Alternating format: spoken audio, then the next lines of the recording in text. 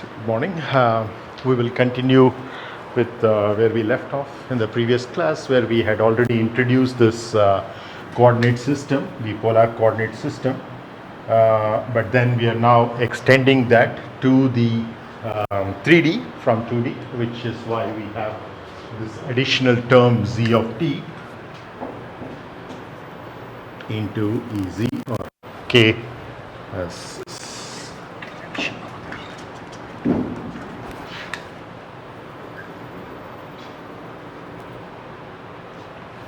right. So this is what we have now. The three coordinates r, z explicitly in this, and theta is implicitly within er hat, because er hat is a function of theta, as you can very clearly see. When theta changes, the direction of er hat changes. But the important thing is that both of these, just like k, I and j, are all unit vectors, which means that their magnitude doesn't change. And for any vector whose magnitude doesn't change, but the vector changes, obviously the only way it can change is through its direction changing. And if its direction has to change, then since its magnitude is not changing, it cannot change along the existing direction. It has to be in a plane which is orthogonal to that. So in other words, if ER were to change, it cannot change along ER itself. It has to change in a plane which is perpendicular to ER. Because only way ER hat can change while remaining a unit vector is that its magnitude doesn't change, but only its direction changes. And for direction to change, it has to be in a plane that is perpendicular. So when it's a 2D problem, when you do not have z, then it's very clear that it's either in this direction or this direction, which is either the plus e theta hat direction or the minus e theta hat direction. But once you bring in the third coordinate, it can be along the z as well, but in general, but I'm talking of any constant vector for that matter. So this is a special case where that constant or the magnitude of this happens to be 1, because these are unit vectors. The other thing that we already derived in the previous class is that this is equal to c theta I hat plus s theta j hat, where c theta and s theta are cosine and sine of the angle theta over here, right? And similarly, we had seen that this is minus s theta I hat plus c theta j hat, right? Now this is all that we have right now.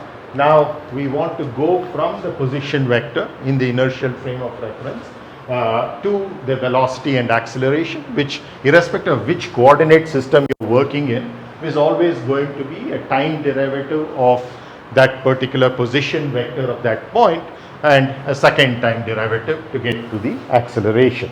In order to be able to do that, unlike in the Cartesian coordinate system, where we are only bothered about the time derivatives of the coordinate itself, x dot, y dot, z dot, and for the second derivative x double dot, y double dot, and z double dot, because I, j were time invariant. Now we have vectors er and e theta apart from k. These two vectors, er and e theta, are going to be changing with theta, and since theta in general changes with respect to time, just like your r changes with time, theta changes with time, and your z is also a coordinate which changes with time, right? So to get a particular particle of a certain, let's say a mass m, which could be either a point or it could be a point within a rigid body, like its center of mass or center of gravity, which we will eventually get into. So whatever we are setting up for particles is going to be extended to that of rigid bodies as we go forward. Any point on the rigid body for that matter. It may not actually be a material point, because if it's like, for example, a hollow sphere, its center of mass is going to be at the center where there's no material, it's hollow. So it's essentially and could be an imaginary point, but essentially something that is associated with that particular rigid body. So let's rewind and get back to the particle, because we want to establish certain things with respect to the particle so that we can carry forward all of that information to the rigid body's motion, right?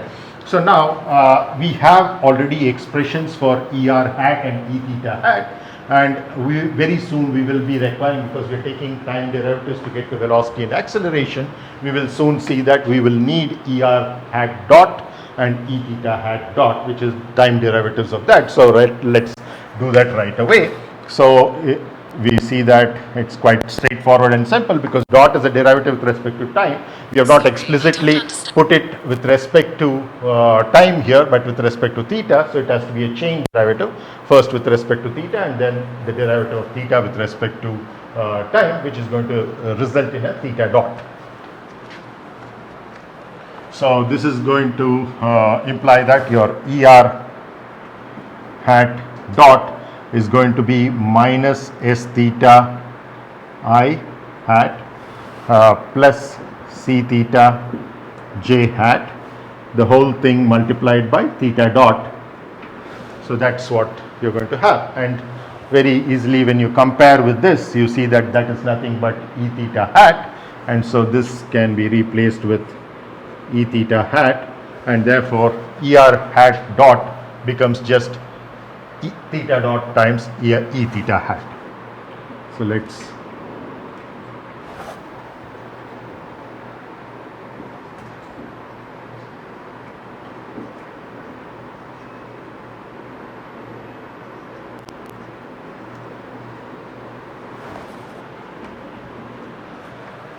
right. So that is one result that we have. The other thing is we might require ER double dot as well, because we are going to head into acceleration. So we can take the derivative once again. We can do that first of all by taking the E theta hat time derivative. So here we see that because E theta is given by this, therefore your E theta hat dot is going to be minus C theta I minus S theta j, once again multiplied by theta dot, right? So now if you take the negative sign out, you see that this is same, what is within the bracket is essentially this, which is nothing but ER hat, right? So I can write this as minus ER hat, which makes this minus theta dot ER hat, okay? So this is another important result that we will be utilizing quite often. So E theta hat dot is going to be equal to minus theta dot ER. Now this is exactly what I told you about just a few minutes back, that whenever you take the time derivative of a constant vector, in this case a unit vector, the magnitude is 1, you will always get a vector which is perpendicular to it, and you can see that the right hand side here on the first equation is E theta, which is perpendicular to ER, and similarly here you get ER, which is perpendicular to E theta, okay? So in the case of the cylindrical coordinate, you're not getting a z coordinate, which is essentially a component along k hat, but when you take it for a spherical coordinate, you will see that you will get not only an E theta but also an E phi component over there, and here you will get an ER and an E phi component over here as well. So that is something to be remembered, which is of course here we are utilizing it for unit vectors, but we will see many other constant vectors that we will be dealing with. For example, you're dealing with a rigid sphere, for example, its overall radius is a constant, and then any vector which goes to the surface of that sphere, you will always see will change only along the theta and the phi direction. So things like that, sometimes you don't need to actually do the derivation, but by remembering some of these things, you can know that where the components lie, so that you don't try to estimate a component which is going to anyway get to 0, because intermediately it might have multiple terms which are all going to algebraically cancel out with each other and eventually get to 0. So these are certain tricks that you could remember to speed up your calculations. So this is all that we have right now, so let's keep that aside. As I said, we will need ER double dot as well. So you can see that since ER hat dot is this, it's the time derivative of this, which is once again product rule that we can apply. So theta double dot E theta is the first one, and then you have theta dot with an E theta dot, which we have already derived over here, and so we can substitute for that E theta hat that dot over here. So this becomes minus theta dot times ER, right? So now there are two theta dots over there, so it becomes theta dot squared. So you get theta double dot E theta minus theta dot squared ER, right? So a very important thing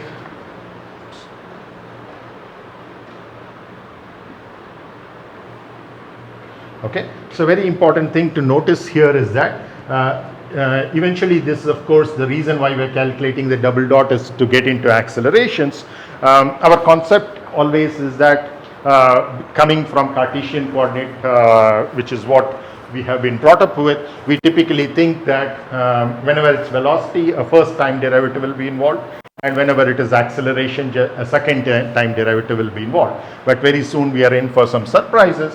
We already had one such surprise in terms of the centripetal acceleration in the previous class. We are also going to have one more surprise over there, which some of you might already be familiar with. But essentially, whether it is the centripetal that we introduced in the previous class or certain things that we are going to introduce today, they are all involved with a single derivative with respect to time, even though we are starting with a second derivative. So very soon you will see that in acceleration you will have terms which are not only second derivatives of time but also first derivatives of time, and these are the things which kind of make it in one way, if you look at it, complicated for the derivations, the other way much more interesting, because they give you a lot of insight into the problem, especially when you're no longer having a rectilinear motion but either a curvilinear motion within the plane or out of the plane. In all of these cases you're going to have some very, very interesting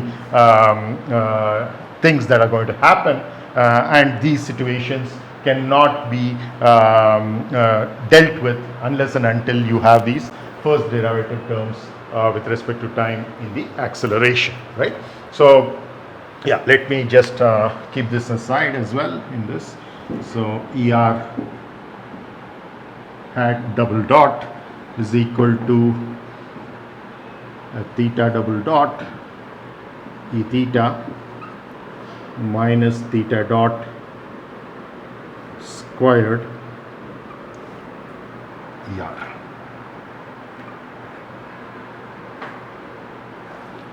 So when you have theta and then ER, do they have to have hats on top of it, or?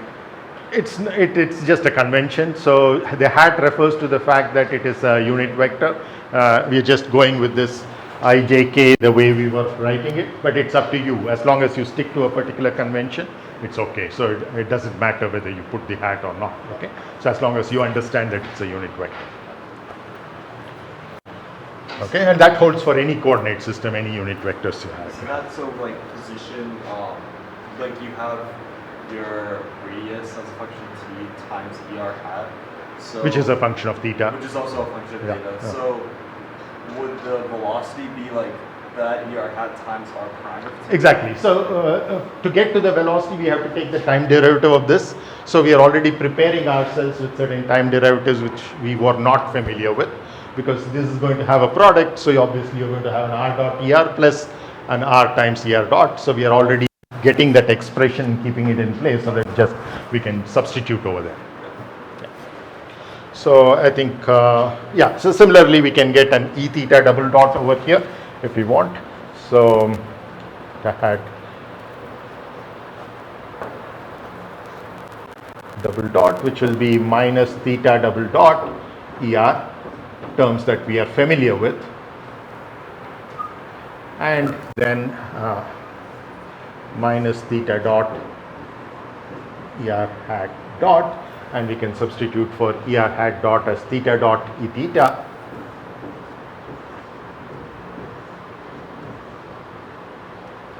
and once we do that we get a theta dot squared over there. So minus theta double dot ER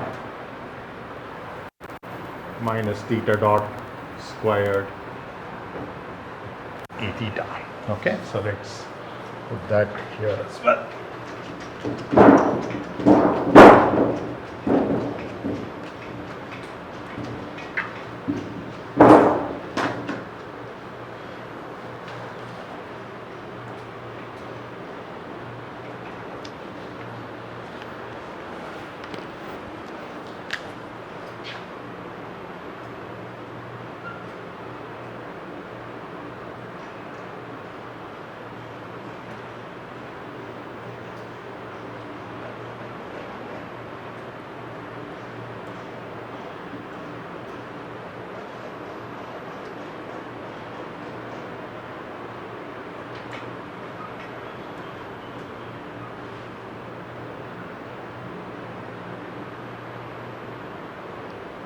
Okay.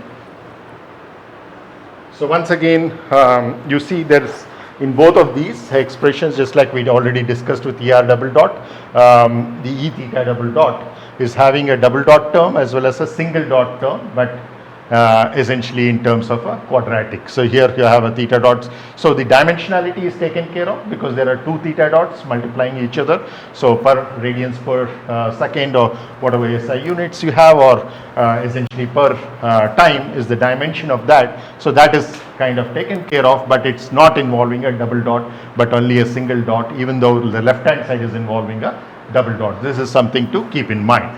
And this is one of the terms that we already looked at. Remember centripetal, we said that is towards the center, and that's essentially what is happening. Your negative sign with you're seeing ER.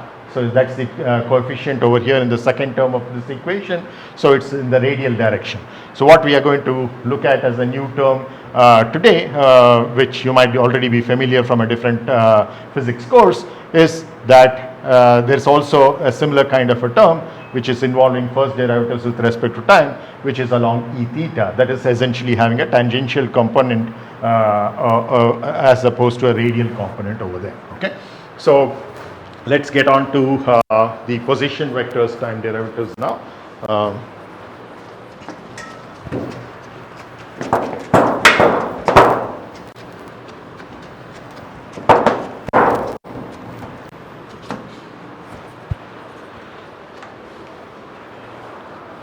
Yeah, so this is just to say that kind of the theta dependency is kind of built into that through the presence of ER hat.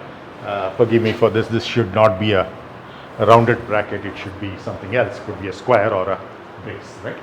Next, we need to get into the velocity and acceleration. We already have the definitions for that, as velocity being the time derivative of the position vector and acceleration being the time derivative of the velocity vector, which in turn is the second time derivative with respect to the position vector. But all of them, it's very important, as we have been stressing again and again, that whenever we are talking of a time derivative, we should mention with respect to what frame we are taking it in. So essentially, when we don't mention it, is the default is the inertial frame of reference with respect to which we are taking these time derivatives, and in which of course your ijk unit vectors are fixed. The Cartesian systems xyz's unit vectors ijk are fixed in that. So essentially we are taking with respect to that. Okay, so now, as we already saw, ER hat and E theta hat are going to be functions of time, and in fact we have already taken those derivatives as well. So which means that you can see that because P is involving a product over here, uv, it becomes u dot v plus v dot u when you take the derivative, and that's essentially what you see over here. First you take the time derivative of r, keep ER as it is, and the second one you keep r as it is and take the time derivative of theta, right? So as far as the last term is concerned, the simplest, very similar to the Cartesian coordinate system, it just becomes z dot times k hat, because k hat is not a function of time. Now if you want to take the derivative once again, of course this needs to be simplified further. We are substituting for ER hat dot over here, but we'll keep that aside. We will just look at the acceleration as well in terms of the time derivatives of the unit vectors, keeping them as they are, right? So now if we are doing that, once again we have products of two quantities in both these terms. So once again a uv times derivative of that becomes u dot v plus v dot u. So if you take the first term, then it results in these two terms over here. So you get an r double dot, which you would anticipate anyways. But then you get an r dot times an er dot, which is what you have, which is kind of something that is new, right? Now I put a 2 because you're going to get something from the second term as well, which is also going to have an r dot er dot. So that's why you see 2 over here, right? And then of course the second time derivative of the er double dot, which comes from here, and the last term is kind of simplest and self-explanatory, right? Is this clear? Yeah. So now we go ahead and make the substitution of what we just derived over here for these terms. We have an er dot here, and an er double dot over here. So we can go ahead and make those substitutions, and for which of course, yeah, so essentially the equation which we derived on the whiteboard is given over here. So these are the unit vectors, er hat and e theta hat as functions of theta, which in turn is a function of time, and then expressed in Cartesian coordinate system.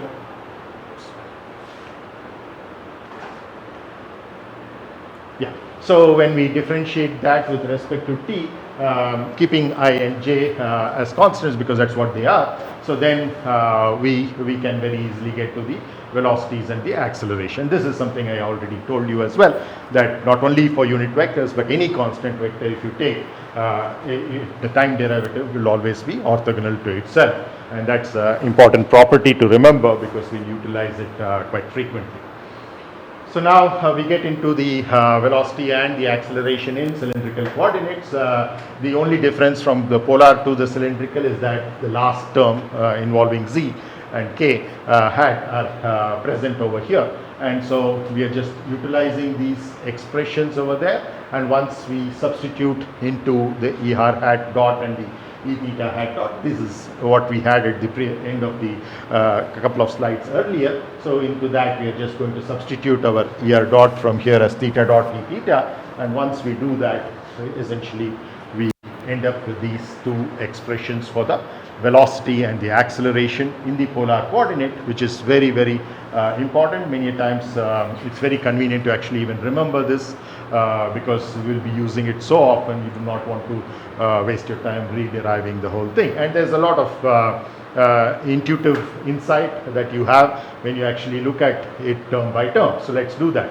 So we saw that in terms of unlike in the Cartesian coordinate system where you needed three quantities to represent your position vector in a 3D space, the I hat term, the j hat term and the k hat term, as far as the position vector in the polar coordinate is concerned, we needed only two. That is, RER was taking care of two things for us already, and only z times k hat needed to be added to that. But the velocity once again is going to have three terms. One is along your ER, the other is along E theta, and the third is along K.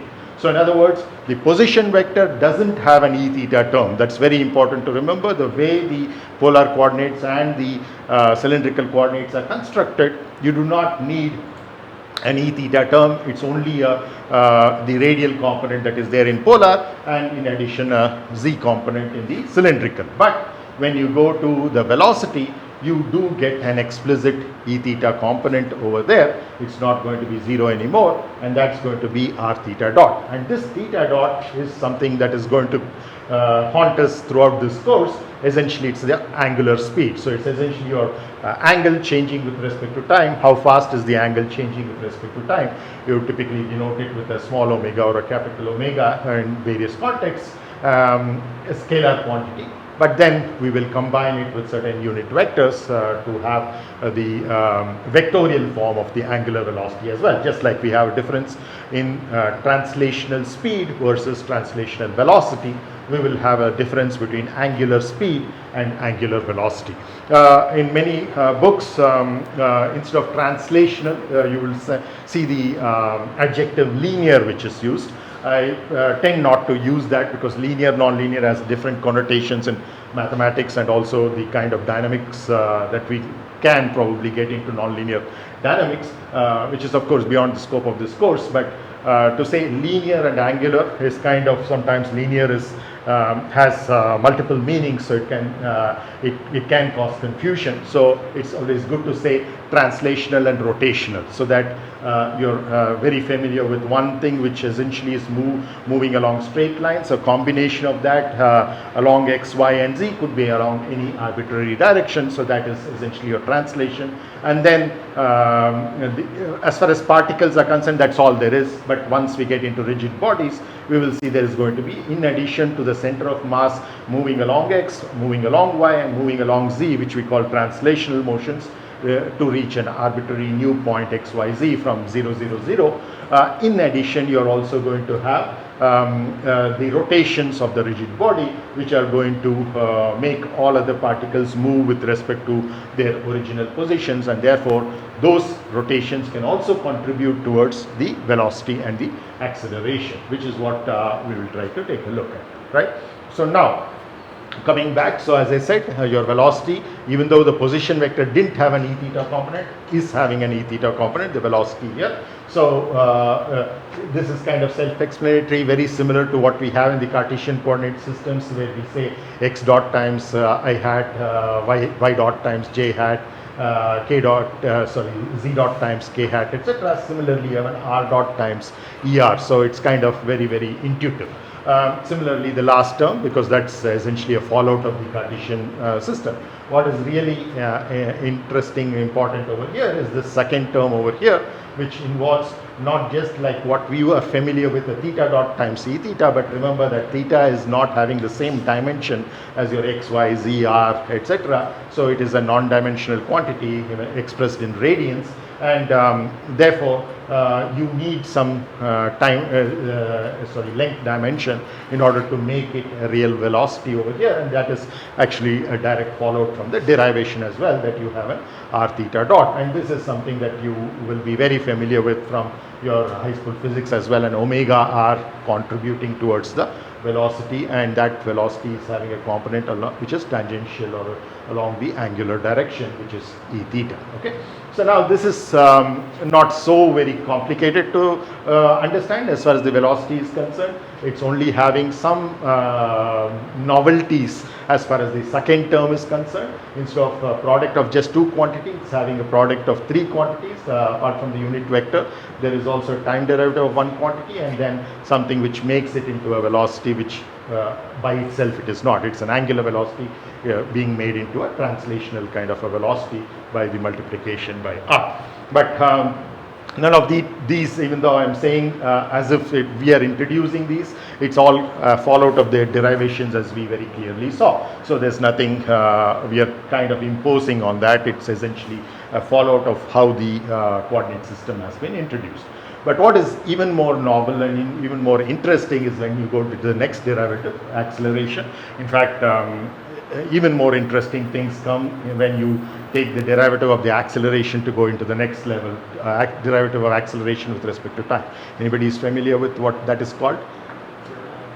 Very good, yeah, I'm really happy some of you know that. So jerk, and that's typically very useful when you're dealing with impact dynamics problems. So jerk is something that, which is the time derivative of the acceleration, is far more complicated when you get into the polar coordinates, and we will see something similar with the intrinsic coordinate system as well. But as far as this course is concerned, we will not be dealing with impact dynamics, and therefore not with jerk as well. So instead we will have the acceleration, and here again we have three terms: along the radial direction, along the tangential direction, and the direction along the axis of the cylinder, which is the simplest and nothing new about it. It's only the next two terms, both of which will involve a second derivative term, which is very easy to see, r double dot times er, which is just like x double dot times I hat or any other Cartesian term that we had.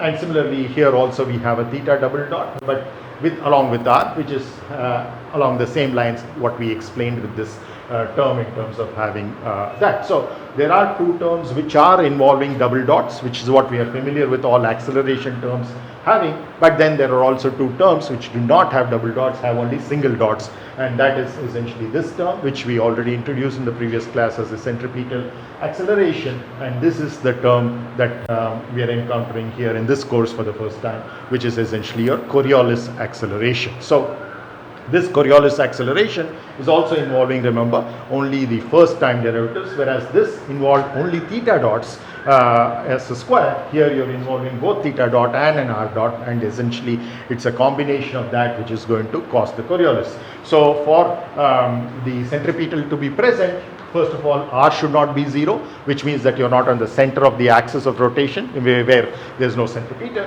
and your theta dot should not be 0. In other words, there has to be some rotation taking place, as rotational speed, which is non-zero. Whereas here, you require for this term to appear, you need both a theta dot and an r dot. In other words, there should be an angular speed, at the same time there should also be some motion happening in the radial direction, very similar to the kind of problem that you had in terms of the platform, where you had a couple of problems I think you solved in the homework, where you had something moving along the radial direction, and then it's also on a disk which is rotating. So you had that angular speed, which is theta dot, and also an r dot, which is a radial speed, and it's those combinations which can. So without even being aware of this particular thing, we were able to handle the mathematical derivations over there, but this was all kind of implicit into that particular derivation. So this is the expression that it's always useful to remember,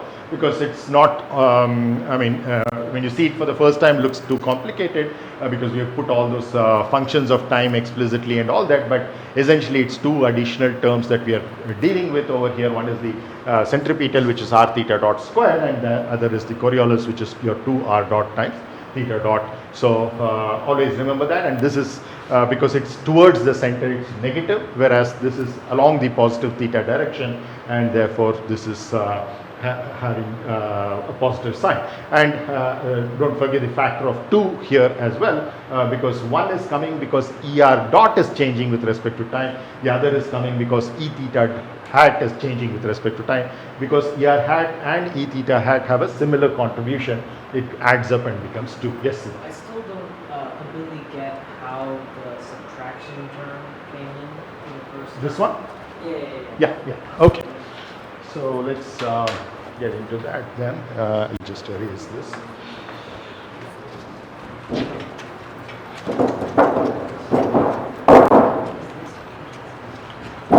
Are you okay with velocity? Yeah. I'm okay So, with the rest. I'm yeah. okay with the velocity and Yeah, even yeah. the rest of the intrinsic. Yeah. So let's take these. So let's forget the z dots, which is kind of trivial. Let's take just these two terms. Okay. So your polar coordinate velocity v is going to be given by, of course, in the inertial frame of a particular point p that we are interested in, is given by your r dot times er hat plus r theta dot into e theta, right? So now I have to get to the acceleration, which is acceleration of the same point p in the inertial frame of reference. I have to take the time derivative in the inertial frame of the inertial velocity of v in p, right? So I have I d by dt of this term over here, which is r dot er hat plus r theta dot e theta, right? So now the first term involves only two quantities, so I take it as udv plus vdu, which is essentially your r double dot er hat plus an r dot er hat dot, right? Now let's go to the second term over here. It's involving three quantities, so we have to go in steps. So you have, let's say, r dot times the other quantities, which is theta dot e theta, and then you have plus let me probably start accumulating similar quantities together so that it becomes easier for us to add later on. So the second term is also going to have an e theta, but instead of the time derivative on r, it's going to be on theta dot. So you will have an r times theta double dot e theta, right? So then the last term, which is going to have an e theta dot, so we are going to have a plus r theta dot e theta dot, right? So that kind of takes care of all of these, and you see that now we can start substituting some of these things. The er hat dot is going to come from here, which is going to be theta dot e theta, and this one e theta hat dot is going to be coming from here, which is minus theta dot times er, right? So now you see that theta dot, so you have an r dot theta dot which is coming from here and an r dot theta dot which is coming from here, both in the e theta direction, which is explaining your Coriolis term over there. So is that you are having trouble with this, right? Yeah. So that's you see the negative term over here, the only negative term. So that's essentially giving rise to that, because it's a theta dot which is squared multiplied by r, which is along er, and which is what we have over here. Clear? And where does it get squared? When you multiply by This theta and theta dot and this theta dot. Oh, okay, yeah. So there's a theta dot here and a theta dot here. So you get the theta dot square multiplied by r times er with the negative sign. Yeah. So any other doubts on this? Let's move. Yeah, so kind of summarizing that in terms of the new things that we have introduced, essentially two. In fact, we had a glimpse of the centripetal acceleration already in the previous class, which is along the negative radial direction, and now we are talking of a Coriolis, which is along the tangential or the angular direction, and is having a contribution both from e theta varying and also from er varying, and both contributions are very similar, in fact identical, and therefore you have this factor of 2 coming in over there that you have to remember.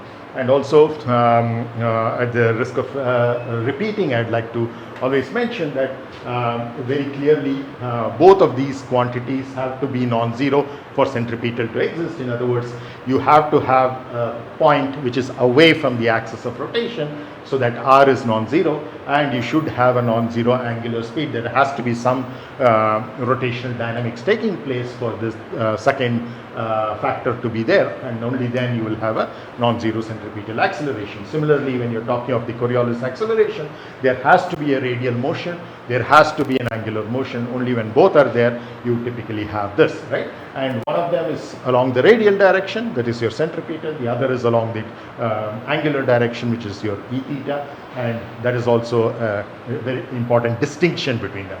That's as far as distinctions are concerned. What is the similarity? All of them, or rather both of them, are depending only on the first time derivatives, not the second time derivatives, even though they are contributing to acceleration, centripetal acceleration and Coriolis acceleration, but neither of them have a second time derivative. Both are having only first time derivatives. So this is what is important. So we saw a lot of examples of this. Can you think of some examples over here other than what you saw in your homework problem, where you have the presence of a Coriolis acceleration?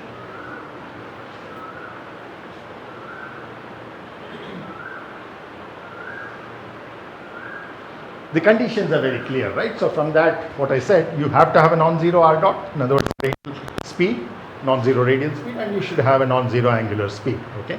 So where do you encounter something like this? It's like a plane flying over the earth.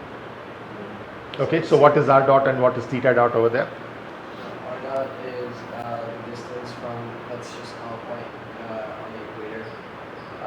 So the R dot is changing, and then the theta dot is also changing because you're moving at different angles. Yeah, so its altitude has to change for r dot to change. Oh. So in other words, it cannot be during the maneuver cruising. It has to have either a climb or a descent, so that your r dot. So essentially, the distance between the center of the Earth and the mass center of the aircraft is changing. Okay, so that has to be there. In addition, as you said, there has to be a certain angular speed, which is also happening because let's say it's maintaining if even when it was cruising, it was maintaining a constant altitude. There could be a theta dot, but you would not have an r dot over there. So both have to be present in order for that to happen. Yeah. Anything else? Anybody? Rocket launch. Yeah. So okay. So it's very clear that the r dot is a very large term over there. You saw in your Falcon 9 homework. But what about theta dot? So theta dot is you're talking about because of the rotation of the Earth, or huh? Oh, like relative to the Earth. Yeah. They thought as it is, right? Okay. Yeah. So both will have contributions. The rotation of the Earth will have a smaller contribution. It's only when the rocket itself is trying to change its course, like it did in your previous example, where we talked about zero and then vertical and then 45 degrees to the vertical or horizontal. That doesn't happen all of a sudden. There has to be gradual change, and there is a circular motion that is actually taking place, and there will be an angular velocity because the orientation is changing with respect to time, and that which will contribute to a non-zero theta dot, and it's essentially the interaction between these that you would see.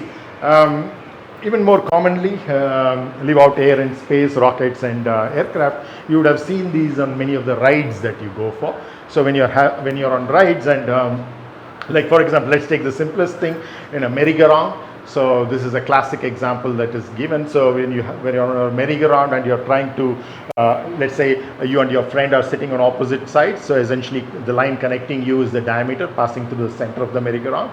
And then if you're trying to throw a ball at each other, so you're trying to catch a ball, so essentially this is a circle, and Aditya and I are on the two ends of the, let's say the diameter. So I try to throw the ball to him, and the merry-go-round is going around. So if I try to throw it straight to him, it will not go to him.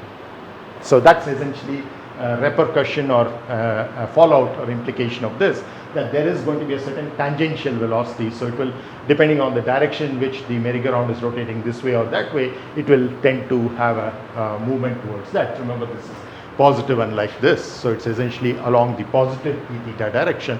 So it's essentially going to have that direction. So r dot and theta dot are positive, it's going to be along the positive e theta. So in other words, if I want the ball to actually reach him, I have to make a correction. Instead of throwing straight to him, I would throw it at a certain angle so that I just master that trick, and then it goes straight to him, because you have to kind of counteract the possibility of this, which is there as long as your r dot and theta dot are non-zero, which is an example in that particular case, right?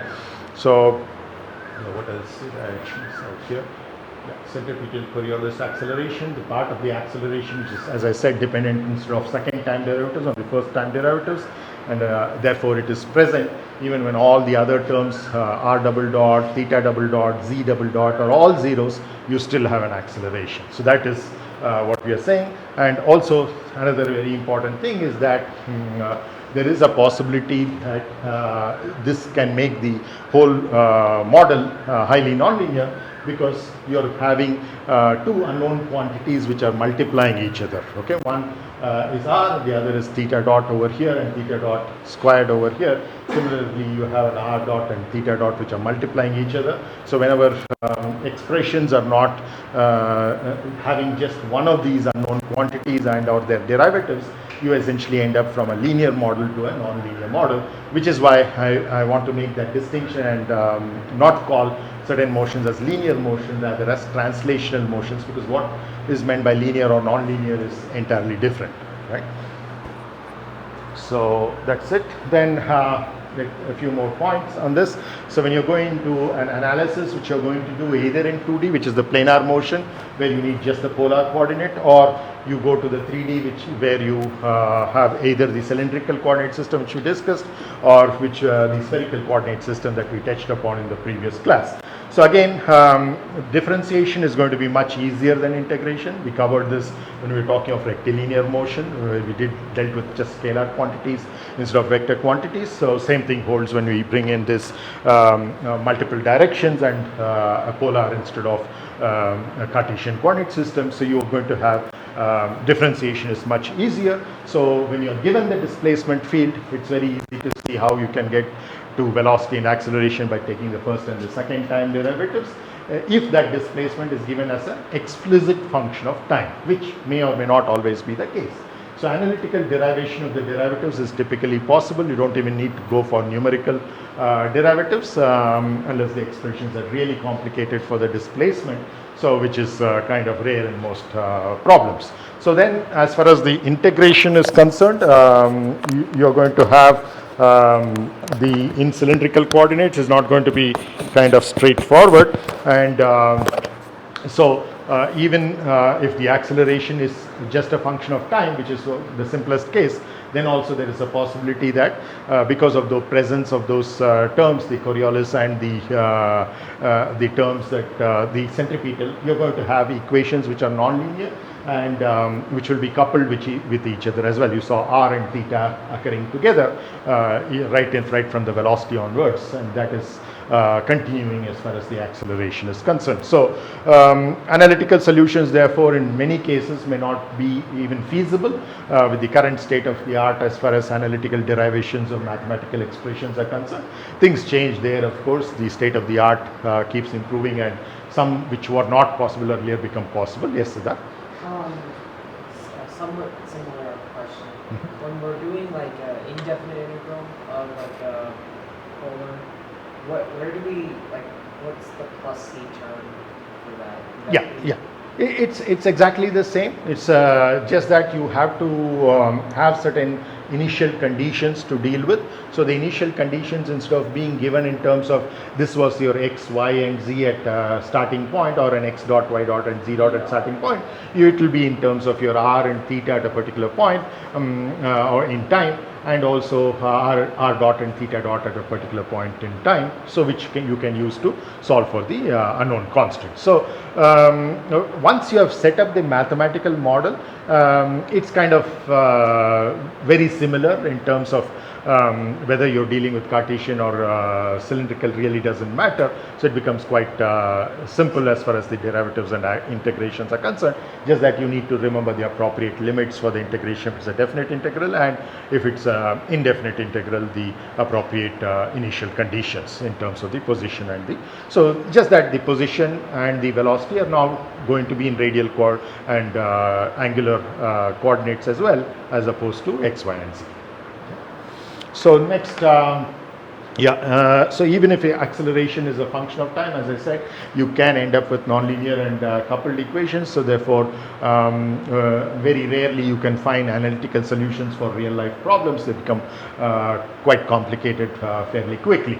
But you still have a lot of advantages going into the polar coordinates. Now, you can't think that what if I had stuck with my xyz coordinate, wouldn't it, everything would have been much easier. But when rotational motion is involved, expressing that rotational motion in the Cartesian coordinates becomes a little more tricky as well, and therefore even though you have the advantage of ijk not changing with respect to time, still your expressions for your position etc. will become overly complicated. So it's much more natural to this particular system to use a polar coordinate system, especially for circular motion and or helical motion etc. This is kind of very easy to go with the cylindrical coordinate system. But when it becomes even more complex, there's an even better way, which is what we will get into next. But before we get into that, a few more things. So the analytical solutions of the integral, as I said, is not possible, which obviously means that the other alternative that you have is numerical integration. So you have to go for numerical solutions, essentially computational algorithms and implementation of that in a software, either you write it or use any of the commercial software that are available for dynamics. So then further complication arises if you are going to have your terms, which is the acceleration function of states rather than of time explicitly. So they can become an implicit function of time. Remember that just like acceleration is an unknown quantity, parts of your position vector and your velocity vector are also unknown quantities, and therefore if you're giving it in terms of these velocities and or the acceleration is a function of these velocities and or positions, and position involves both radial and angular, then becomes overly complicated along with the additional complication that we already had, and therefore the equation definitely are going to be nonlinear and coupled ordinary differential equations, because the only independent variable is time, remember. So that luxury we have, that it's at least not becoming partial differential equations. But once we get into more reality beyond this course, where you're dealing not just with particles and rigid bodies but flexible bodies, then you get into picture the xyz coordinates of the point, and that is changing with respect to from one point to another. Then you will end up with not just ordinary differential equations, but the dynamics of a beam will involve partial differential equations, where the two independent variables, one of course is time, the other will be along the length of the beam. So if it's a plate, it will be apart from time, you will have along the mid surface two coordinates, let's say x and y. So you will have all these things to deal with. So not only you have nonlinear equations, coupled equations, but also partial differential equations. So, but as far as this course is concerned, at the most we get into nonlinear coupled ordinary differential equations and a system of them which you have to solve simultaneously because they are coupled. It's possible that parts of it get decoupled, in particular your z component many a times in cylindrical coordinates can get decoupled and probably can be solved independently, but then you have to deal with the other things which are coupled. R and theta are usually very intricately coupled and you will have to deal with that. So we need of course as I said, software in order to be able to achieve that, numerical ODE solvers. So now, as I said, we already introduced both in 2D and 3D. We introduced the Cartesian, we introduced the polar and or cylindrical. Now we get into something even more realistic, which is you do not have always a nice and hunky-dory circular motion. You have arbitrary motion along a path, and so if you can kind of define the path either explicitly or implicitly, then you have a certain way of introducing a coordinate system which is much more intuitive to this. I have already given you a little bit of flavor of this when I talked about the T and B system, that is your tangent, normal and binormal. So essentially that's what we are going to get into. When you have 2D motion, you need only the tangential and the normal, which is along the plane, and when you have 3D motion, you will have to get into the binormals as well, because binormal can then change with respect to time. So all three unit vectors can change with respect to time. So similarly, the position expressed with respect to these three can change with respect to time in all three directions, and therefore the velocity and therefore the acceleration. So this, which is what we will get into. First we'll introduce the unit vectors in a more formal way than what I did in the previous classes. So first of all, you have a general 3D space curve that is being traced by a particular particle as it moves, and at a given instant of time it's at a particular location on that path, and that from an inertial frame of reference, when I draw a coordinate system and measure from there, I get a unit vector, a vector which is a position vector, which we refer to just like in the polar coordinates also, and the Cartesian coordinates we're going to call that position as P, the position of that particle at that particular instant in time t. And as t changes from 0 to any arbitrary time, it keeps changing, and we typically are interested in a certain finite time domain, a temporal domain that we want to do the calculations in.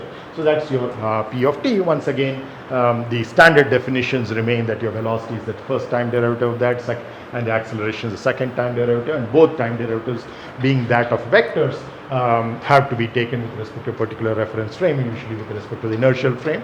But there is a possibility when, let's say, this point is a part of another body, let's say it's a point, let's say the CG of, let us say, an aircraft, or it could be a particular point on the engine in the aircraft. then we first take the time derivatives with respect to an aircraft fixed reference frame, and then see how the aircraft in turn is moving with respect to the inertial frame, typically an earth fixed frame, which is approximated to be a bad approximation but good enough for this particular problem to be an inertial frame, and then use the combination of those two motions, one of the point on the aircraft, the other the aircraft with respect to the earth, and then you try to combine them. And where the motion variables are kind of comparable with the motion of the earth, its rotation, revolution, precession, etc., then you might have to do a third level where then you transform it further to the sun and or to the zodiac. So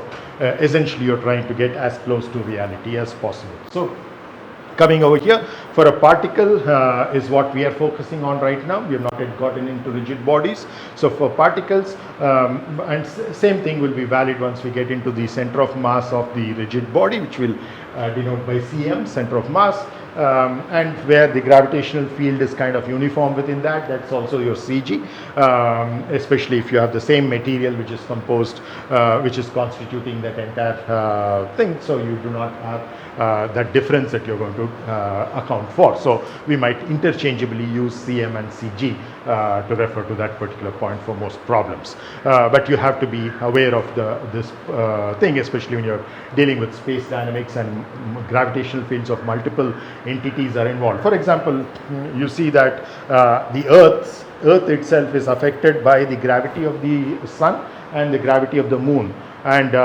the gravity of the moon can sometimes have far more influence than the gravity of the sun. For example, all your tides in the ocean are essentially a fallout of the moon moving around the earth and the gravitational field that it exerts, and therefore you have different heights of the tides during the full moon or the new moon. You typically have higher tides. So that's the amount of effect, that huge effect that the gravitational field has of the moon, even though it's a much smaller body, much less massive, less mass compared to the sun. Because of its proximity to the earth, it can create much larger force, because remember that the Newton's universal law of gravitation has an m by r squared term. So the dependence on r is square, inverse square, whereas the dependence on m is linear, and therefore you have not as much importance to the mass as for the distance between the two centers. So coming back, so for particle in motion, the path of the particle, once you define P of t in a particular way, it kind of entirely defines that path from t equal to 0 to some t equal to t naught, and then the position vector in terms of the coordinate along that, because we introduced the concept of the arc length, which I already talked about in the previous class. You are measuring distances along this particular arc, and remember, even though this is drawn on the slide and is in the plane of the screen, it's not a planar motion only that we are talking about. Planar motion is a special case. We are generally talking of a 3D motion, which is also accountable in the same paradigm. So in either case, P of t is first P of s, and s in turn is a function of time, how the arc length changes with respect to time, and therefore there's a inbuilt function over there. And this arc length coordinate is a function of time and the distance traveled, as I said, along the curved path. Now from this, very easily, very similar to how we went about taking the time derivatives of the position vector, for which we needed the time derivatives of the corresponding unit vectors, we need to have the time derivatives there, and I've already given you that particular thing already, where we talked about I talked about T, N and B to be consistent with the notation that we are using now. I can say we had, and we said the prime of this is equal to, within that you have the antisymmetric matrix, and you had your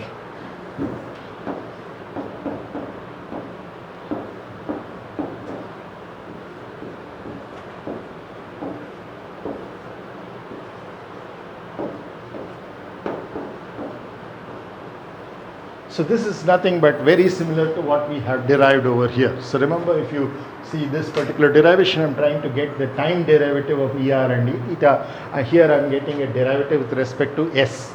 And because 9, I could know S of t, I know S dot. So if I know S dot and how ET, EN and EB are varying with respect to S, I can use the chain rule to get my ET dot, EN dot and EB dot. Okay, so it's a two-step process. First you take the derivative of this with respect to prime in terms of the curvature, in terms of the torsion.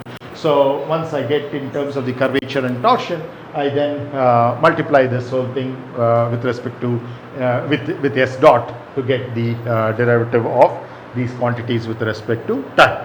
And once I have that, everything else becomes kind of straightforward, because now remember that the position vector is just given by one vector P of t, which in turn is a function of S, and therefore we can put all of that together. So what is it in terms of the quantities that we have introduced, like these unit vectors, which are kind of equivalent to what we had in terms of here as ER, E theta, K hat. Instead of that, we have these three. Earlier we had Cartesian where we had I, J, K. So this is a third way of doing it, and this is much more intrinsic to the motion. And you can see as a special case of this, you can have a fallout for circular motion, which will become ER, E theta and Z, or in the spherical coordinate E phi, and then you could get into rectilinear motion where you can end up with your IJK system as well. So let's look at this. So your tangential vector, the tangential unit vector, is always the position vector's derivative with respect to S, and this is a purely mathematical geometry construct, and you can prove it from calculus as well. So essentially you're saying that you have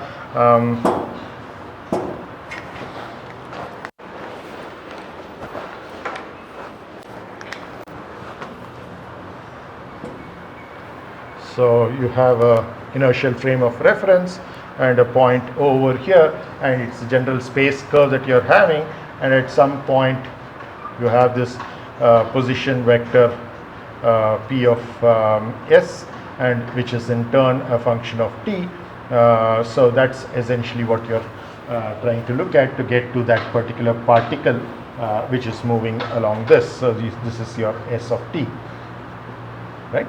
So when you're having something like this, so you know that as always the velocity is just the time derivative of this position vector, and it is in turn you see that the velocity is always going to be tangential to the path. That's what a path essentially means.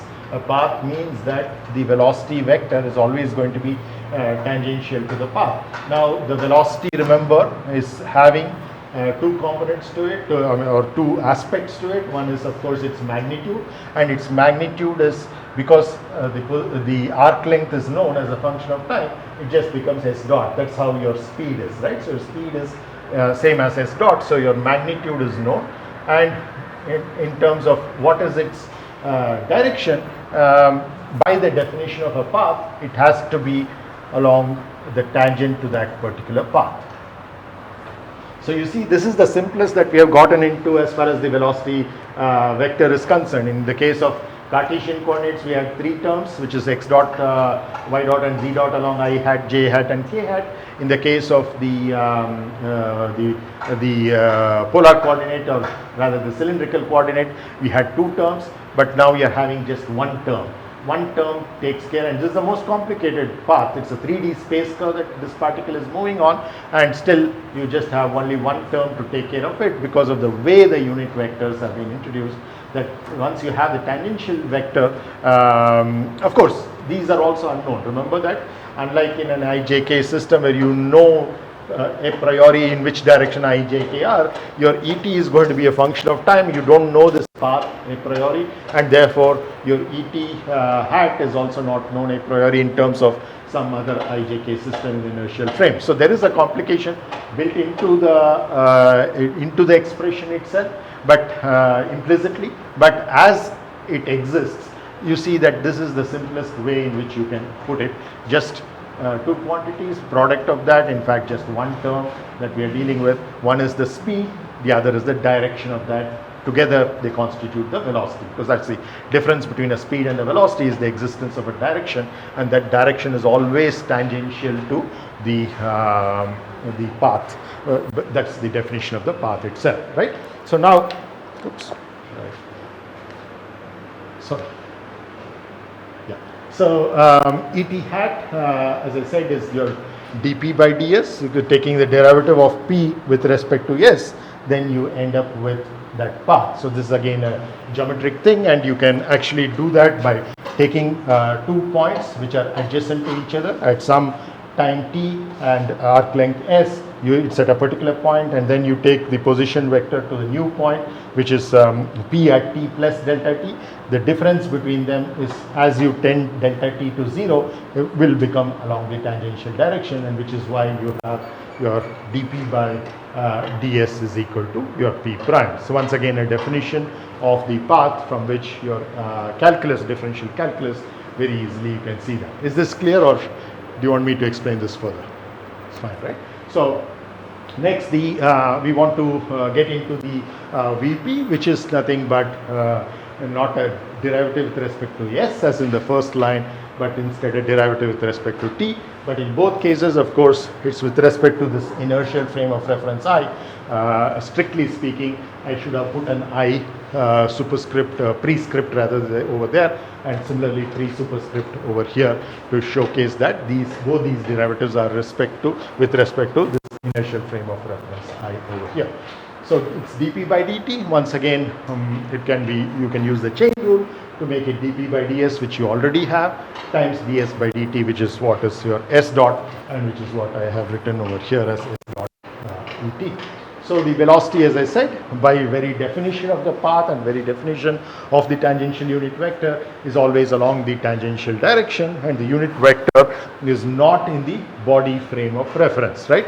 So the body frame of reference is something typically right now it may not be very useful, because we are talking of a particle's motion, but this particle could be nothing but the center of mass of a body which is moving in the frame I, and therefore you could be dealing with a frame which is fixed to that particular body. It could be, let's say if it's an aircraft, I call as A, and I could have a frame A which is having its own x, y, z, or r theta, z, etc., which is fixed to that, and therefore that frame is moving in this particular frame, and its angular velocity, etc., will become critical. So right now the unit vector is not in a body frame of reference, but some other frame of reference over there, in which eventually we can apply the Newton's laws, in which means that it's an inertial frame of reference, right? So for an aircraft, the unit vector is not necessarily along the nose of the airplane, because there are certain advantages that you get by having it in particular directions, though typically close to it, because for example, it could be along the velocity vector, or if it's an aircraft fixed frame, it could be in the plane of symmetry. But within the plane of symmetry, how you define it, it could be, for example, the so-called zero lift line of the aircraft. So where you know, if you're flying with that zero lift line along the velocity direction, your angle of attack is 0, and it's only because there is a non-zero CL naught, which is the lift coefficient at 0 angle of attack.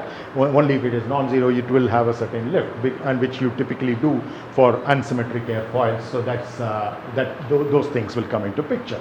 So for an aircraft, the angle of attack and the side slip. Angle of attack is the direction between that zero lift line and the or whatever is defined as the x-axis of the body fixed frame with the velocity vector. Then you also have the side slip, which is essentially happening when there is a non-zero component along the span of the aircraft, and so that's your side slip angle beta that you have, which is therefore not flying in the plane of symmetry, but a slight angle to it, which we call as a side slip. And most of the time, except when you're going close to stall, etc., these angles will be small, and you can use these small angle approximations where sine theta has become just theta and cosine theta has become approximately 1, and therefore a lot of simplification can be done. So you measure the body body orientation relative to tangential or the velocity unit vectors, and one example of that would be the wind axis, especially when you have gusts and things like that. It becomes much easier to handle it that way, to look at the overall velocity, because there's a velocity which is associated with the aircraft without the presence of the gust, and in the presence of gust there's a vector addition that you can do of both to get to the relative velocities. So there's no easy way, as I said, to write the position vector for a general case as a function of s of t and et hat, even though it might look innocuously simple, that it's just one term involving two variables, s dot and et. Both are in general could be fairly complex to deal with by themselves, but just that the overall expression becomes much simpler. So then that's as far as the tangential unit vector et is concerned. That is the first thing. So we have defined et as the derivative of the position vector. Now we define en as the derivative of et. So and we remember that one of the conclusions we made right at the beginning of the class today was that any constant vector, in particular unit vectors, or whenever they change, it cannot be along that, it has to be perpendicular to that. So very clearly, when I have already introduced et as tangential to the path. I want two more unit vectors to complete the system for a dextral triad that I want. And so the next thing that I define is as a derivative of this. And I know derivative of any constant magnitude vector, in particular unit vector, is going to be perpendicular to that. And then when I want to define the third one, I define it as a cross product of these, and I know a cross product of any two vectors is always going to be perpendicular to that. So I end up with this. So very easy to see how we go in a step-by-step manner introducing this. First you get the path, the tangent to that path, unit magnitude, you get et, time derivative of that, which of course itself is time derivative of the position vector, irrespective of where you put this O and your I. If I move this I to some other location over here, I get a new P, but my P prime will not change. So for the same path, as long as S of t is the same, my P prime will not change irrespective of where I have this, because I can always put this position vector as a position vector from this point O prime to O, and then plus this, and this O prime O doesn't change. So therefore the time derivatives of that will go to 0, so everything would still be in terms of that. So it's immune to exact location of O, so you can translate this as much as you want and nothing will happen. Okay, so first unit vector in this intrinsic system defined as the derivative of the position vector, second is defined as the derivative of the previous vector, which is et, and then the cross product of those two, which is your ev. So let's look at that. So no easy way, as I said, to write PV. Then the second quantity we are introducing after the tangential is the principal normal. So we already had et hat over here. Now we have your green vector over here, which is your en hat. So now we need to see how we are doing that. So there you see, we want it to be a derivative of et prime so that it is perpendicular to et, but then it has to be a unit vector, so we divide it by the magnitude of that derivative so that you get a unit vector, right? So, and we already know et prime by et itself is p prime, therefore et prime will be p double prime. Okay, once again remember writing this a little bit loosely, because we have introduced only one frame of reference I.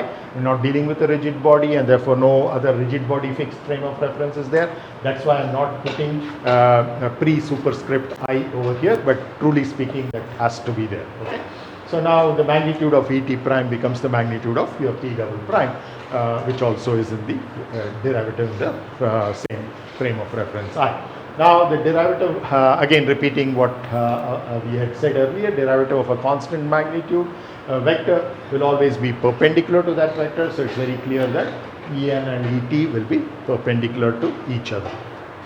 Next, these two vectors, et and en, are directed towards the center of the curved path. So you see that, en. So en and also your therefore your p double prime as well, they are directed towards the center. Okay, so that's also very clear that it is not, it could be perpendicular but it could be outward, but it is actually inward, because that's how it is curving, and essentially we are talking of the time derivative of that, in which towards which direction is it changing.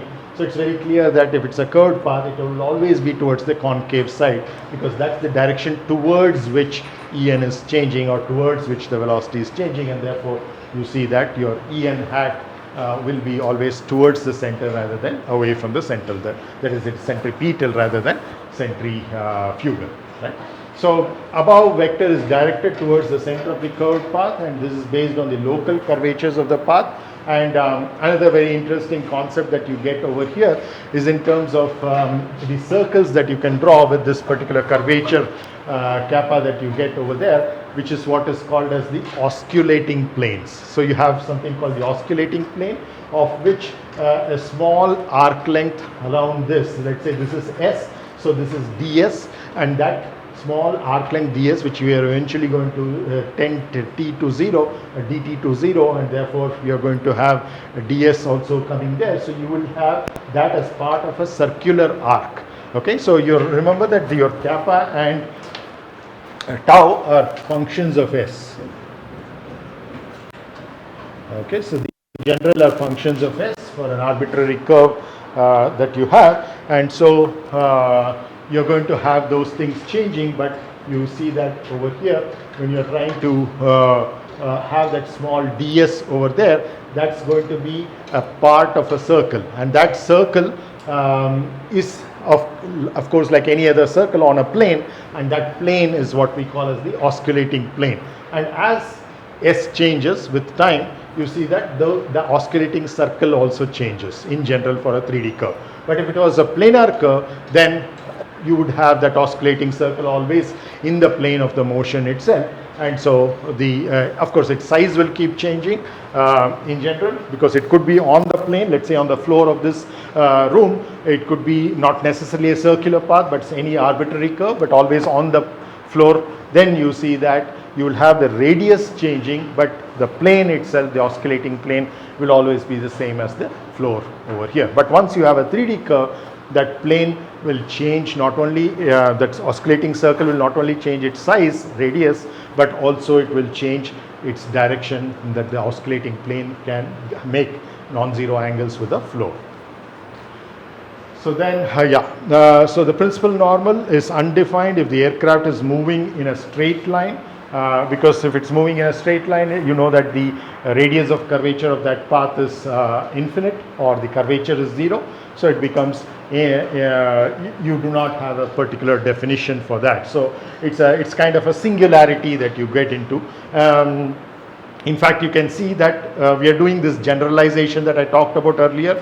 We said that we already studied rectilinear, but when you study circular motion, it's a generalization of that rectilinear to non-zero curvatures or non-infinite radii of curvature. Similarly, when we are moving from the polar to or even cylindrical or spherical for that matter, to the natural or intrinsic coordinate system, we are doing one more level of generalization. We can always think of the polar or the circular motions as special cases of this. Okay, so coming back, your principal normal is undefined if the aircraft is moving on a straight line. In other words, you can choose anything and it would still work, right? So natural coordinates are not typically used for rectilinear motion, even though they can, because it's an overkill essentially, okay? And for curved path, you would have the principal normal unit vector is directed towards the change in the direction of the unit tangent. So this unit tangent is over here at a point, adjacent point, it is going over there. So essentially the change is happening inwards towards the center of that oscillating circle in the oscillating plane. And therefore you see that for curved path, the principal normal unit vector is directed towards the change in the direction of the unit tangent, and which is what we already showed over there. So it's very similar to what we had over there. You had on the right hand side P's, and on the left hand side you had ET. It's just that Et has now come to the right hand side, and En is what you're trying to determine over here. So between the previous slide and this slide, there's just been an interchange of the Et to En and the P to Et. Okay, so that's essentially, and all other things remain pretty much the same. So therefore, now we are having, instead of first derivatives of P and its magnitude, we are having the second derivatives of P and its magnitude, as you see at the end of this equation. So the derivative of the constant magnitude vector, again what I already talked about. So our vectors are directed towards the center of the curved path. That's also very clear. That's as far as En is concerned. Now we bring in the binomial, the third one, which is essentially the simplest definition that you can have. No derivatives involved, because we already defined Et as derivative of P and En as derivative of Et, but then normalized to make them unit vectors. But then finally, as far as EB is concerned, no normalization also is required. Just a cross product of the first two is all that is sufficient. So once again, you have this path. Already we introduced Et as tangent by taking the derivative of the position vector. Then we took its derivative to get En. The third thing that we are trying to get is perpendicular to that, essentially perpendicular to the osculating plane or to the osculating circle. And in general 3D motion and 3D space curve, you will have, as I said already, the oscillating plane changing with time, and therefore your EB also changes with respect to time. The special case is planar motion, where EB always remains constant and perpendicular to the plane of the motion and of the oscillating circles as well. So then on a path, you have to have all these quantities. First of all, a point, which is kind of tracing that, which is the material point of a particular mass, but we are not dealing with mass explicitly here because we are dealing with kinematics instead of kinetics. So therefore, first you need that point, then you need a slope associated with that at that particular point, and that's your first derivatives, and which is what gave you Et, and then your second derivatives, which is what gave you your En, and therefore you can see the dependence of those quantities with respect to those curvatures associated with the within the plane, within the oscillating plane, and out of that oscillating plane, how the oscillating plane itself changes, which is essentially your torsion tau of S.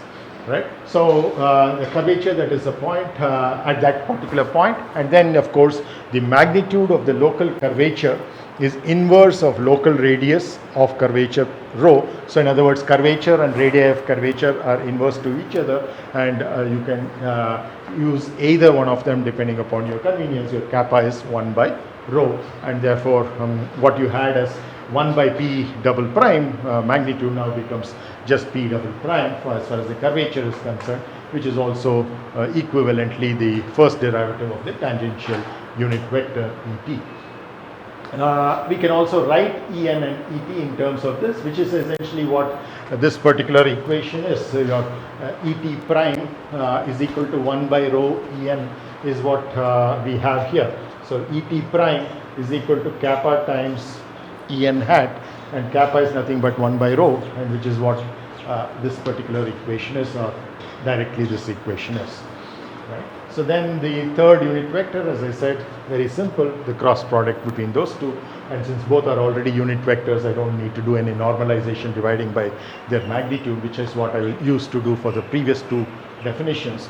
This by itself is a unit vector, perpendicular to both the other.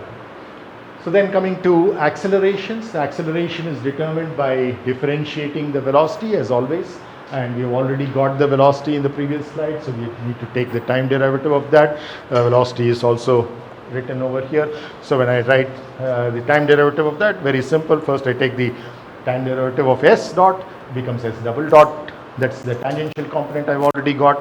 Then I put s dot times Et dot, which is again similar to this derivation I have to get the Et dot in terms of the En, etc., which also I can get directly by looking up this particular matrix equation that I have on the whiteboard. So all that I have over here is an Et prime, but I need Et dot, so I'm just going to multiply by s dot. So already there was an s dot, now there is another s dot coming there, therefore you get the s dot squared along with the 1 by rho, which is, or kappa, whichever way you would like to look at it. So you can either write it kappa times s dot squared En, or s dot squared divided by rho into En hat, right?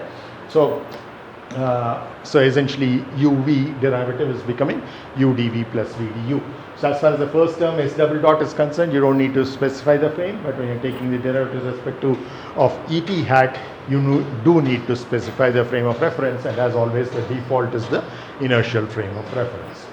So acceleration only in t and n direction, so there's no acceleration in the b direction. So this is again the general case we're talking about. Okay, so that's the beauty of it.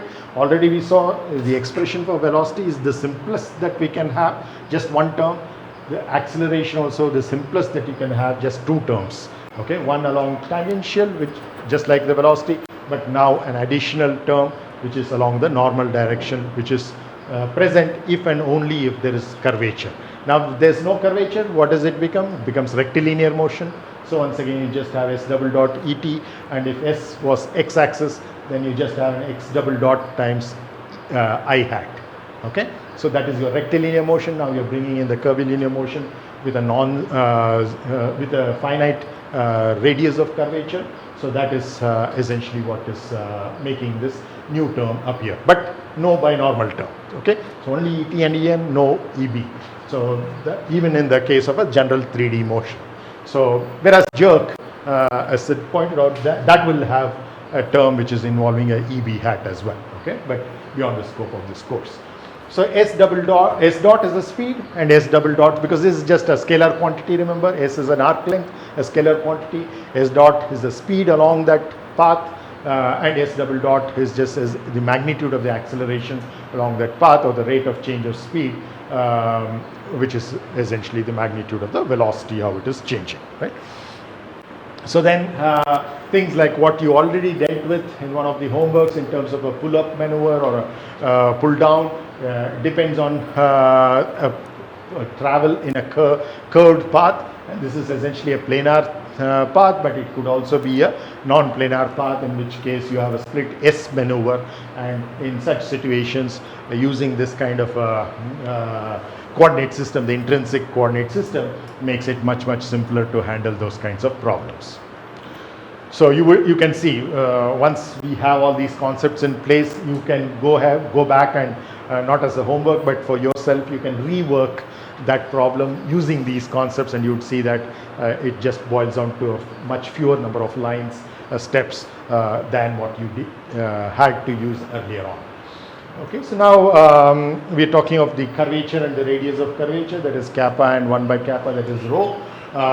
For general 3D parameterized curves, the curvature is defined in terms of the position vector. This is purely a geometric thing. We are not going into the actual derivation of this.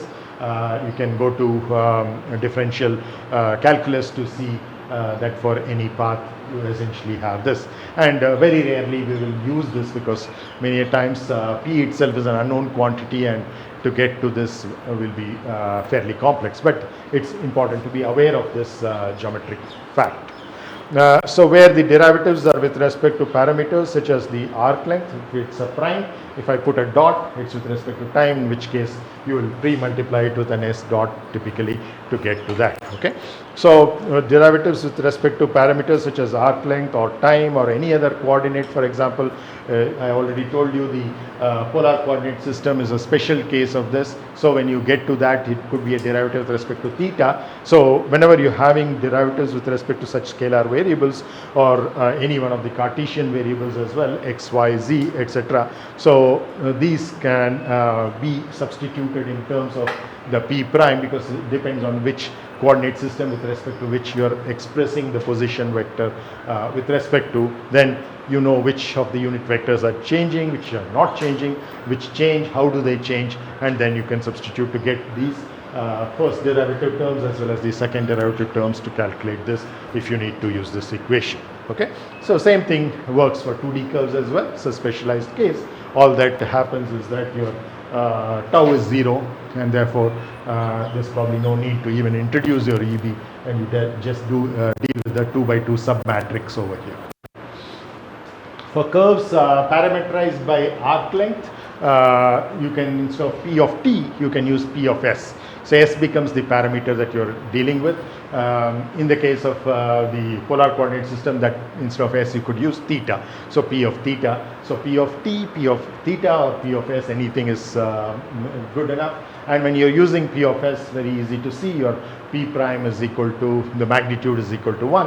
Of course, the direction of that is your tangential unit vector. So the magnitude of any unit vector, including the tangential unit vector, is 1.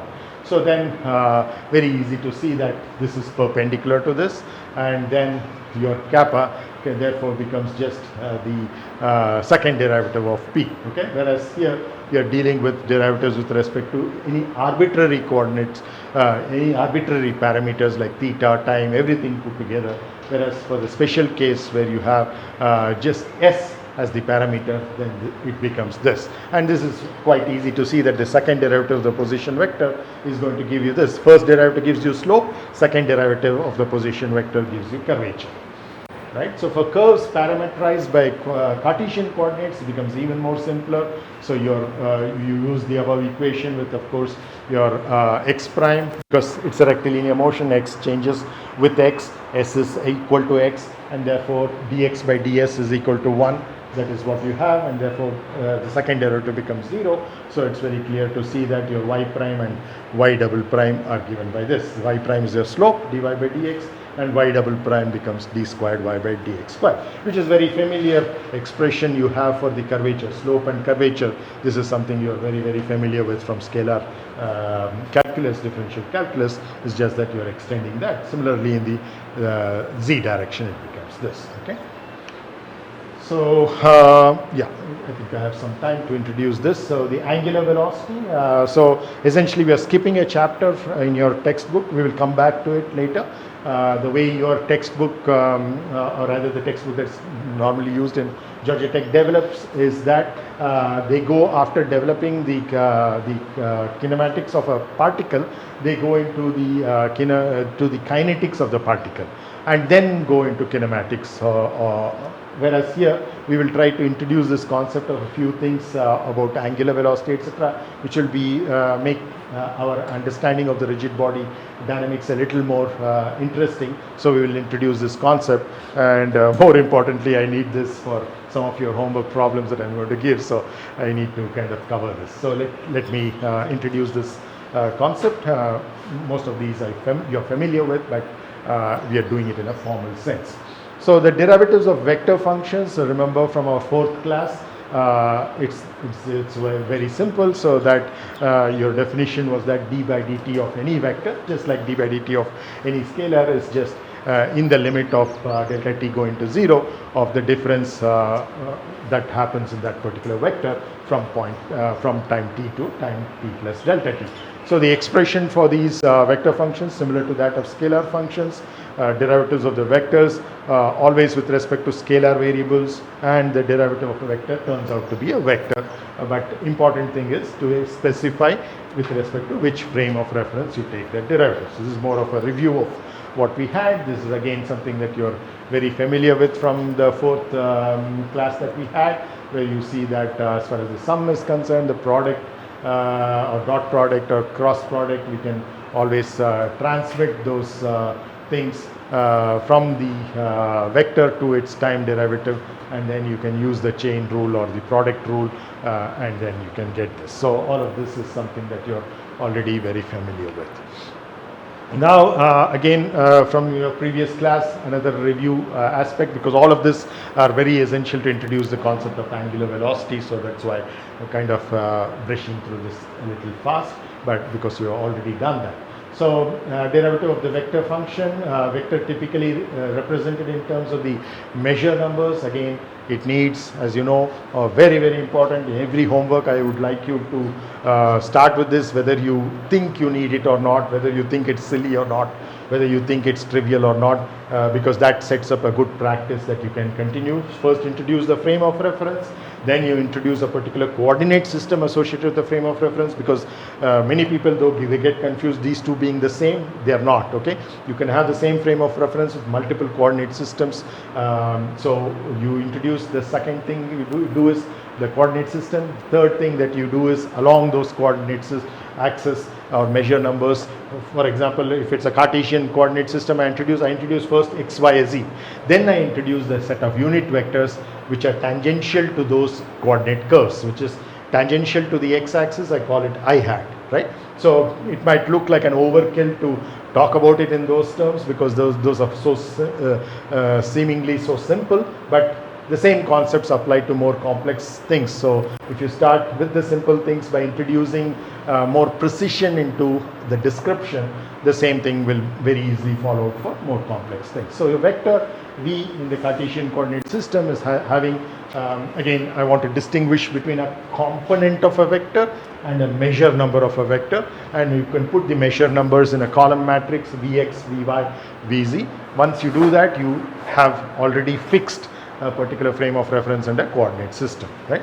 Now, its time derivative, of course, in general, if I, j, k vary with respect to time, will involve the I dots, j dots and k dots as well, the derivatives of products, okay? So are the unit vectors changing? That's important thing to test, and which is why the angular velocity concept becomes important, because very soon we are going to introduce rigid bodies and frames which are stuck to the rigid body, stuck to an aircraft, let's say what we call as an aircraft fixed reference frame, and that aircraft is performing certain maneuvers. It could be yawing, it could be rolling, it could be pitching, and all of those angles change with respect to time, and therefore there is an angular speed associated with each of them, and together there's an angular velocity which is associated with them. That becomes very critical, and therefore even though your XYZ fixed in this inertial frame are not, the I, J, K are not changing with respect to time, there's another Cartesian coordinate system that I have fixed to the aircraft, and as the aircraft moves, it also moves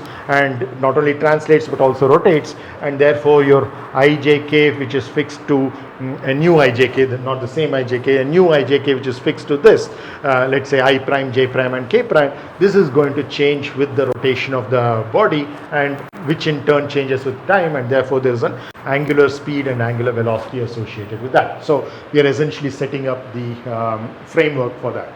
So that's why your frames of reference and coordinate systems are very important, because sometimes unit vectors change and you need to account for that. So all of these kinds of definitions will become, which we derived the hard way over here. You will see that once I introduce the angular speed and angular velocity concepts, they just become, instead of derivatives, I can take cross products. So it becomes as simple as that. Instead of taking a time derivative, all that I need to do is to take a cross product with the angular velocity, and I would end up the same thing. So all of these would not be as complex as they seem over here, not even as complex as they seem over here, right?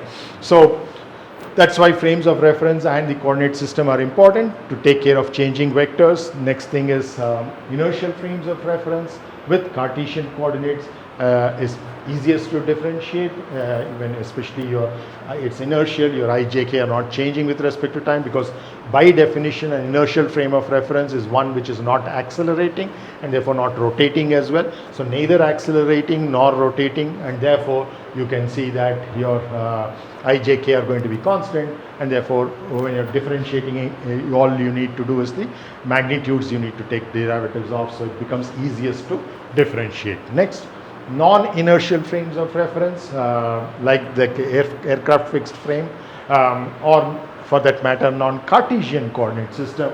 So you could still have an inertial frame of reference but have a polar or cylindrical coordinate system or a spherical coordinate system. They are going to make it a little more tough.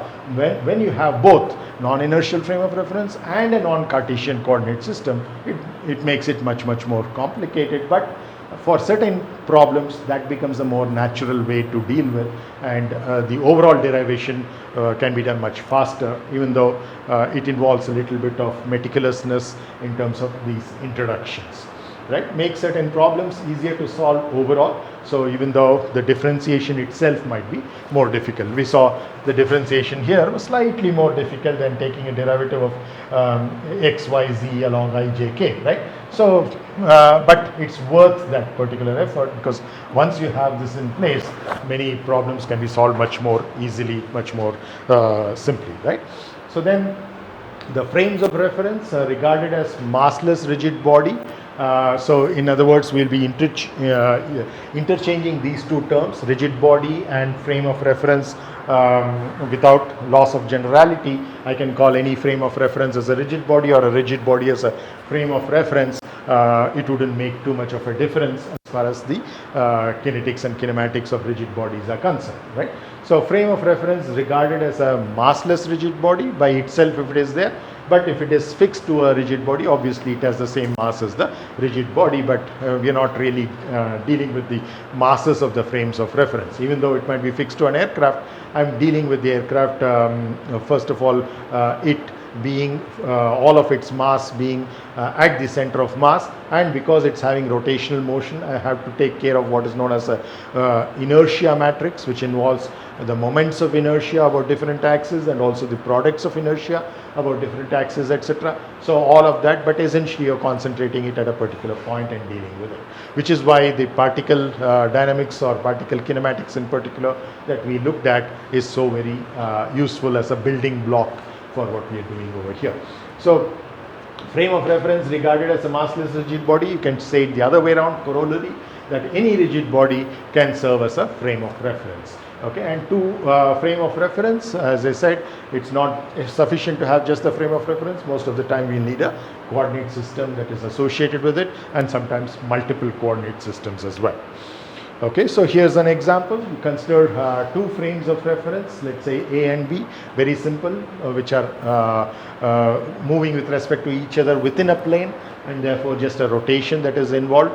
Translation doesn't really matter for frames of reference. As I already said, instead of having O here, if I had O somewhere else, that vector is a constant from between O prime and O, so then all its time derivatives will vanish, and therefore all the equations would pretty much remain the same as long as I'm not rotating the system, right?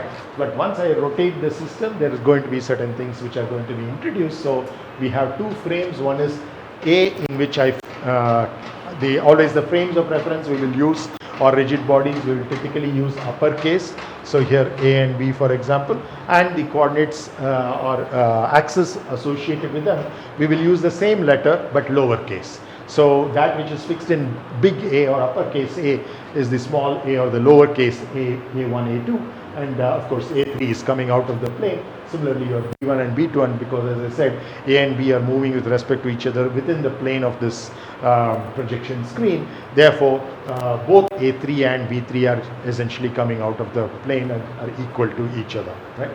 So both unit vectors, and the direction is same as well. Now that motion between them, as I said, even though it might involve translation, doesn't matter. What I'm concerned about is the rotational motion, and that is essentially this angle theta when I'm trying to bring both those coordinate systems origins together, right?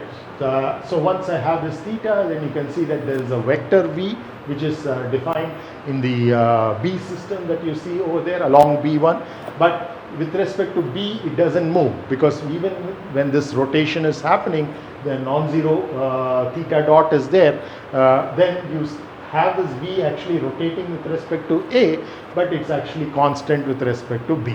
Okay, so now you can relate these two, the change of V in one particular system with respect to another system, one frame of reference with respect to the other frame of reference, and that's where the concept of angular velocity becomes important. So as I said, we introduce Cartesian dextral triads over here, the A system and the B system, A1, A2, A3, and B1, B2, B3. The same simple example can be extended where this rotation is not happening only around A3 or B3, but also happening along a different angle along A1 and a different angle along A2. So all three put together will constitute a so-called angular velocity vector, and it's always possible to find out between these two systems, the A and B system, whatever the rotation between two adjacent points in time, you can always find a particular line on which both the A system and the B system, with respect to which that line remains unchanged, and that essentially becomes the direction of your angular velocity vector. So simplest case in this particular problem, that angular velocity vector is along A3 or B3. It doesn't have an A1, A2 component or a B1, B2 component, okay, because this rotation is about that particular axis. But if there was a rotation about A3, a rotation about A2 and a rotation about A1, then you will always find another line in between these three, which is neither A1, A2 or A3, and about that line you would see the actual rotation that is taking place, which is essentially the resultant rotation. The resultant rotation is much more difficult to handle compared to resultant vectors, because angles are much more complicated quantities to deal with than any of these vector quantities. Even angular velocity is easier to deal with, but angles are a little more complicated. There are concepts like Euler's rotation, etc., the very various ways of expressing the rotation. We will see a few of them. There are other more advanced versions like Rodrigues parameters, etc., but we'll probably very briefly touch upon them as much as is necessary for this particular course. But essentially, this is a simple example that we are showing, but the same thing is valid in the most general case, just that you have to reorient your A and B system such that the axis of rotation is along your A3, B3, then everything is very similar to this, right? So what happens in this particular case, you see that your V is equal to V0 plus the 0 times V2 plus 0 times V3. So that is your vector V, which is, because it's having it's parallel to B1, therefore it doesn't have a B2 or B3 component, and therefore we have put zeros over here, and therefore we can always transform it using this cosine angles to get into your A1, A2, A3 system. Now you see that even though in the B system it was very simple, V0, B1 had, it becomes a little more complex in the A system, because it is moving with respect to that, and it's a function of theta, and theta in turn is a function of time. Okay. Now we represent vectors in different frames of reference and or coordinate systems, and it doesn't change the vector itself. The vector is still the B. So whether I put it in terms of the B system or the A system, it doesn't care. Okay. It's just that the unit vectors are going to change, and therefore as a whole it remains the same, but individual terms, individual parts of the term become different from each other. Okay, I'll just complete a few more things, maybe a couple of slides. So differentiating with respect to time, again you know, is V a function of time? The answer, as I said, depends on whether its magnitude changes is a function of time, and or whether the angle changes, which in turn can be put in a different form, that the observer changes. The observer for the frame of reference is another way of saying it is frame of reference. Because why do we call it a frame of reference? Because there is an observer sitting on that. Whatever motion it goes through, the observer also goes through. It's an inertial frame, it's not accelerating or rotating, but it can be moving with a constant speed, okay, in certain directions. So without neither the direction or the magnitude of this velocity changing. So that is possible, but essentially it's an observer. So that's why it's the perception that matters. Okay, so like for example in the previous class we talked about the centripetal acceleration and centrifugal acceleration. We said centrifugal is kind of fake or fictitious from the inertial frame of reference point of view, from the observer's point of view, which is fixed in that. But if the observer was on that car which was taking a turn and the coffee mug was moving, then you see that it's kind of real for that particular person. So it's kind of depends on which frame of reference you're actually looking from. But we always tend to think that the reality is more towards an inertial frame of reference. That is what your everything is eventually going to boil down to, because only in that frame your Newton's laws of motion or the typical laws of motion that you are familiar with will all work. And so eventually we'll have to translate to this. And in that stage you will see that centrifugal forces and accelerations are fake and fictitious. It's only the centripetal's absence which you perceive it that way. So it depends on the first the magnitude changing, the other is depends on the observer. With respect to the observer, the frame of reference from which the change is measured, and that's why as we go forward and we have multiple frames of reference defined, not only an eye but certain body fixed frames, always I would like you to request you, whatever homeworks you're doing also, to put this pre-subscript, pre-superscript, so that you know with respect to which this d by dt is, okay, of whatever vector it might be that we are taking the derivative of. So then, so with this slide, I think I can conclude, because this is all that you require to solve the homework problems that I will give you. So, as I said, we saw a simple example where we had just the A1, A2 and B1, B2 system, and the axis of rotation was along A3 and B3.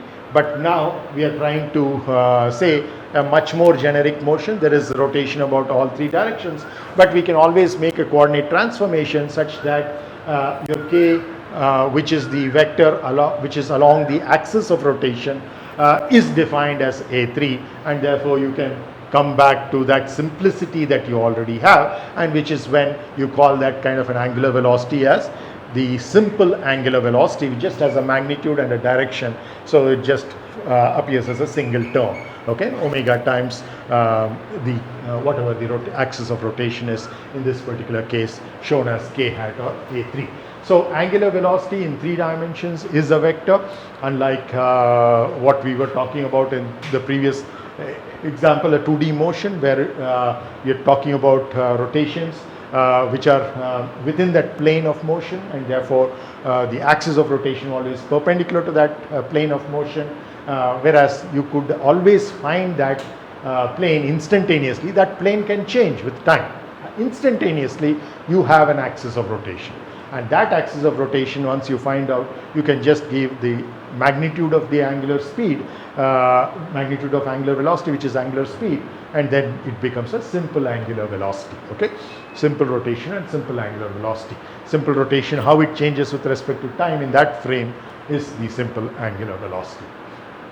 So angular velocity in 3 dimensions is a vector.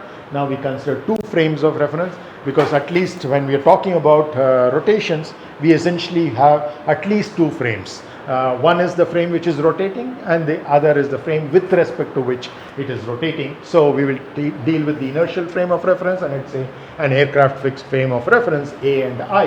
And then if the aircraft, let's say, rotates, then the frame with respect which is attached to the aircraft will also rotate with respect to the inertial frame of reference I about a particular axis which is fixed in both the frames of reference. In other words, however arbitrary the motion might be, you will always be able to find that particular axis about which the rotation is happening instantaneously. Okay, at immediately next instant, that angle could have changed, that vector about which the rotation is happening could have changed, but at the given instant you can always find this, and that's how you can express the more complex way of expressing angular velocities as a much simpler way, and there is a huge advantage when you do that. Okay, so if A rotates with respect to I about an axis which is fixed in both the frames of reference, both I and A, then we call it a simple rotation, and without loss of generality we can call that particular direction as K or A3, and then that's how we define our A1, A2, A3, let's say. Then that rotation is about having a magnitude of theta at that particular instant t, and therefore you can write your omega irrespective of whether you expressing it in the A frame or I frame, doesn't matter, but typically you will put this as the rotation of A with respect to I, and if you want I with respect to A, it just becomes the negative of that. Okay, so in other words, omega of the aircraft with respect to the inertial frame, if it's having, let's say, some 45 radians per second along a particular direction, obviously for a person who is sitting on that, he sees the I is actually moving in the opposite direction, similar to what you observe when 2 trains are moving next to each other on adjacent platforms. Even if one of the trains is not moving, you will see that it is moving because the other one is moving. So essentially it's the relative motion that you're looking at, and it typically happens in the opposite direction. So as because of the fact that we are defining k in a particular way as the axis parallel to the axis of rotation, therefore it becomes just a simple angular velocity, has just one term, magnitude and direction, right? This simple angular velocity of A and I for a rotation about a fixed axis I and A. Okay, so in both I and A, that k is fixed. Just like in the previous example, that was A3, same thing we are trying to do over here, redefining A1, A2, A3 such that the new A3 is along the axis of rotation instantaneously. valid for simple 2D rigid body degrees, rigid body, and cases from what I mentioned here.